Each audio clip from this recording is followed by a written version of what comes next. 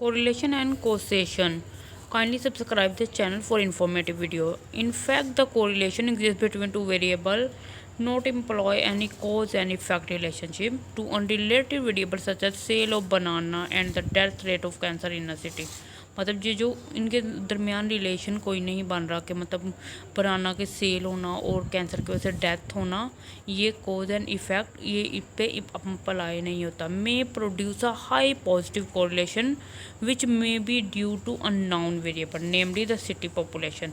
कि मतलब ये हो सकता है कि अगर हम सेल ऑफ बनाना और साथ में दूसरा वेरिएबल रखें death rate of cancer in a city, तो उनमें बहुत ज़्यादा कोरिलेशन आ जाए कि बहुत हाई पॉजिटिव कोरिलेशन आए, लेकिन वैसे इनके आपस में कोई लिंक नहीं हमें लग रहा।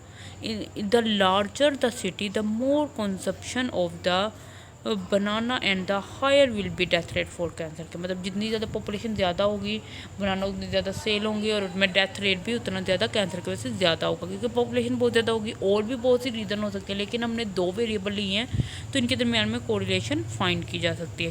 Clearly this is the false and merely incidental correlation. के मतलब ये जो है ये एक फॉल्स है, कहीं से रिलेशन नहीं लग रहा कि बनाना का रेट और दूसरी तरफ आप डेथ रेट को आपस में रिलेट कर रहे हैं। लेकिन अगर आप कोरिलेशन करें, कोरिलेशन ने तो वेरिएबल दे के आपको कोरिलेशन फाइंड आउट कर देनी है। तो इस तरह से ये एक false and mainly incidental correlation है which is the result of the third variable the city size, जो कि सिटी के साइज की वजह से आई है।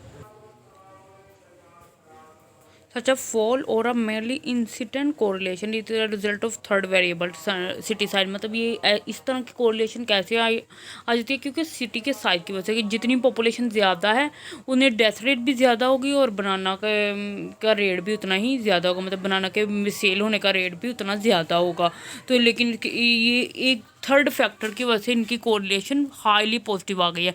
We therefore should be careful in interpretation the correlation coefficient to measure the relationship और interdependent between two variable. इसलिए जब हम कोरिलेशन फाइंड आउट करें हमें चाहिए कि हम बहुत ज़्यादा ध्यान से एहतियात से कि मतलब इनके दरमियान कोरिलेशन बन रही है और कौन कौन से वेरिएबल हैं जिनके दरमियान हम कोरिलेशन फाइंड आउट कर रहे हैं। Properties of R the sample correlation coefficient R has the following property कौन कौन सी हैं कि correlation R is symmetrical with respect to variable X and Y, कि ये सिमेट्रिकल होगा और इसके कोफिशिएंट लाई करेगा -1 to 1 के दरमियान। इसकी रेंज होगी -1 less than equal to R less than equal to +1। And correlation coefficient is independence of origin and scale, के मतलब ये ओरिजिन और स्केल से इंडिपेंडेंस होगा, उसकी वजह से डिपेंड नहीं करेगा।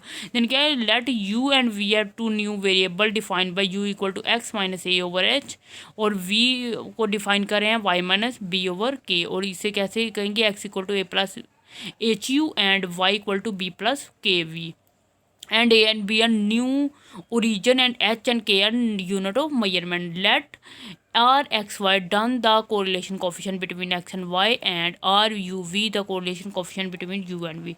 Substituting the value R X Y V, अगर हम इसकी वैल्यू पुट करें आंसर आएगा R X Y equal to summation X minus X bar and Y minus Y bar over under root summation X minus X bar square Y minus Y bar square, और भी दो इसके formula दिए गए हैं, इससे हम फाइंड आउट कर सकते हैं। The property is very useful in medical evaluation of words in due to this property we can choose the convention origin and scale in case of a bivariate population where X and B Y are random R is geometrical mean between the regression coefficient. मतलब अगर x और Y bivariate population होंगे तो हम are को regression coefficient कहेंगे, और इसे फाइंड आउट कर सकते हैं ज्योमेट्रिक मीन से, और plus minus under root B Y X and B X Y, और यहाँ पे क्या R equal to plus under root B Y X B X Y if B Y X and B X Y are positive, and minus under root B Y X B X Y होगा अगर B Y X and B X Y negative हो। Then क्या है B Y X equal to R into S Y over S X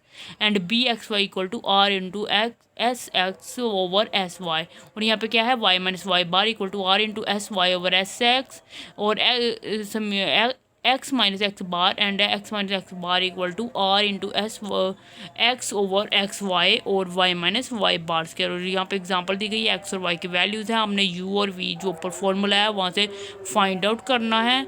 और नीचे एक और example है, उसे भी आपने इस तरह से सॉल्व कर लेना है। देन क्या correlation coefficient for group data in simple frequency table, the data are arranged with respect to one variable only in the arrangement in made according to two variable it say M column and R rose.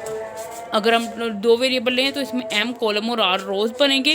Then इसमें क्या है, number of observation falling in I and J cell is called the cell frequency and denoted by F I J. Then क्या है, R equal to summation F I J X I X Y I minus one by N summation F.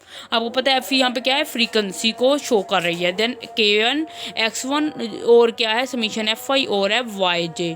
Then क्या है under summation F I dot J summation X J square minus one by N summation F dot J X dot J square. और यहाँ पे क्या है फिर दोनों का सेपरेट स्क्वायर है। यहाँ पे नीचे वैल्यूज दी गई हैं ग्रुप डाटा में, यू और वी आप फाइंड आउट करेंगे एक्स माइनस 64.5 बाई 10 करके, और वी फाइंड आउट करेंगे वाई माने 74.5 बाई 10। और यहाँ पे वैल्यूज यू आई और जे के अकॉर्डिंग फाइंड आउट करेंगे, F I dot F I V I F I dot V I स्क्र और F I J V I स्क्र फाइंड आउट करेंगे। और इस तरह से नीचे कॉलम वाइज, और फिर इन्हें फॉर्मूला में पुट करेंगे तो आंसर आ जाएगा।